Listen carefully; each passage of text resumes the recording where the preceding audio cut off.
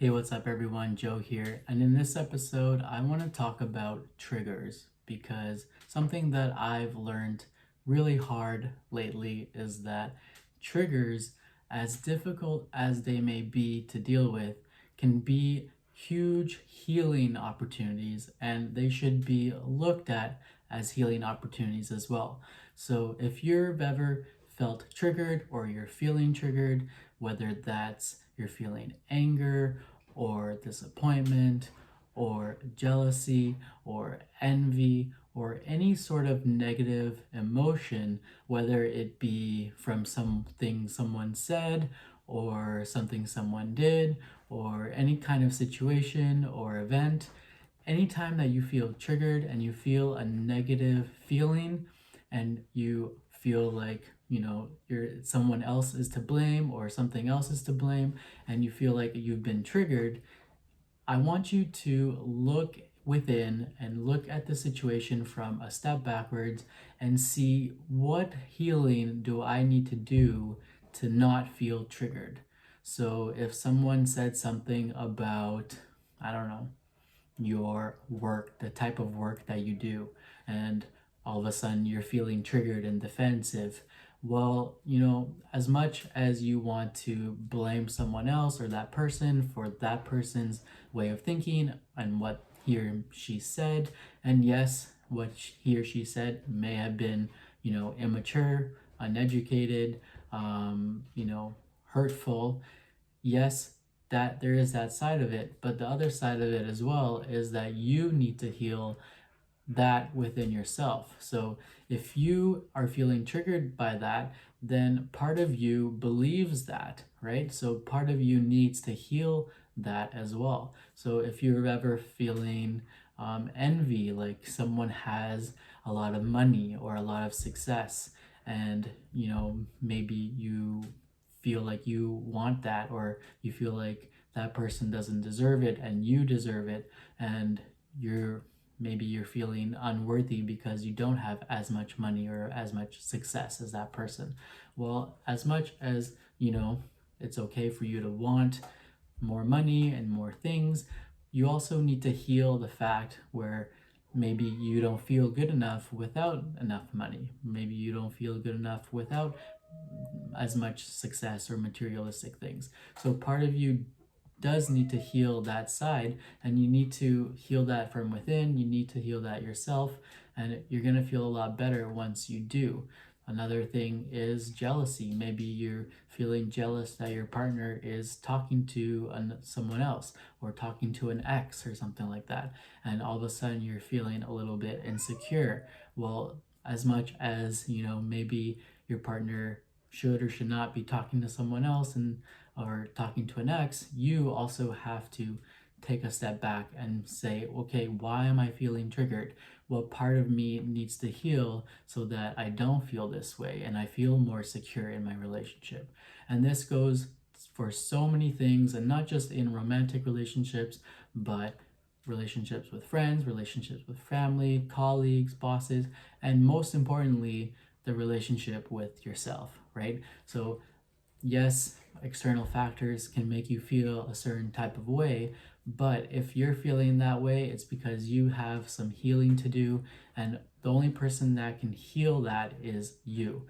And I've found that the best way to heal those triggers is A, identifying what they are so that you can really know where these feelings are coming from, and then there you can kind of change or alchemize the belief around it. So again, maybe you're feeling unworthy because of the career that you're in, or you want to make more money, or you're feeling envy, or you're feeling jealous.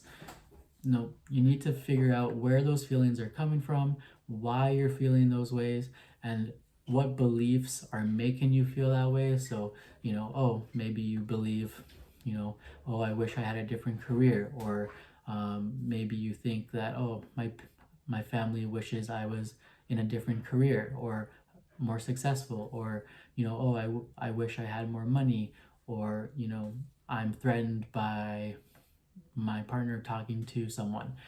Whatever that belief is, you need to change that from within, and you need to figure out where that's coming from. Maybe it's something that was said to you growing up, or some sort of trauma growing up in the past. Whatever it may be, you need to know and identify what it is so that you can begin to overcome it. So once you have identified, and it takes a lot of effort to take yourself out of that negative emotion. Personally, I know I've struggled with this. It's very hard to think logically when you're overcome with emotion, right? But once those emotions fade, instead of just brushing it off and saying, okay, well, next time I won't act this way, I want you to really dig deep and think, why did I act that way? What trauma do I need to heal? What hurt and ruptures do I need to repair? Whether it's, in the past or not, what do I need to do to repair this? Where are these feelings really coming from? Because yes, again, it might have been triggered by an external event, but those feelings are coming from within. So you need to know where those feelings are coming from so that you can identify, what beliefs are making you feel that way, so that you can change those beliefs and retell the story in your head, because it may or may not be wrong. It may or may not be right. A lot of times the stories that we tell ourselves are not true. Those are just stories we're telling ourselves. So, like, I'm not successful unless I have $1 million, or unless I have $1 billion. That is not true. I'm sorry, but maybe society tells us this, but it's really not true. There's so much more to success and happiness than money. Health, for example, good relationships. Or maybe you're feeling down about your career and you're like, oh, like, my career is not too prestigious, or is not cool, or is not enough. That belief is coming from you. It's coming from your own head. And you might think that other people think this, but you don't know what other people think. And in reality, most other people are also stuck in their own head and stuck with their own negative thoughts, and they have their own shit to deal with, right? So it's up to you to put that aside and stop caring what other people think. That's a topic that I made a video on recently, and really dig deep to say, what do I believe? What do I think? And really, that's all that matters. And you need to change that, right? If you can't change the reality, like if you can't change your career right away, or if you can't make $1 million and a snap of a finger, then you really need to change the way you think about it. And that same goes for relationships as well, like how you feel about certain people, and really it's all about how you feel about yourself as well.